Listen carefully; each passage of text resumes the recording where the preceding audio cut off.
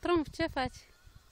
Ești la un pescuit ca băieți, așa, la un Tarasul lui Gheorghe Grasu sau un crab, ceva, Și ai prins ceva până acum? Ceva, nu știu.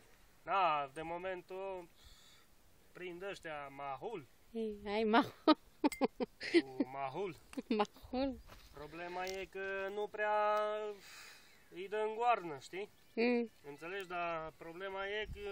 Problema e că ai probleme. Deci o să-i dau eu în goarnă. Da, e că mai te ține. Bine, peștele o să fie, dar mai pe seară, știi?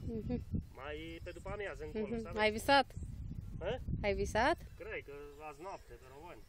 Unde? Că ai plecat de dimineață. Unde ai plecat de dimineață? La 4:30 nu mai erai acasă. Ăsta e al 3-lea baraj care îl colin de dimineață. E bun atunci.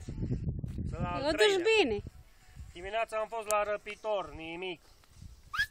Nada.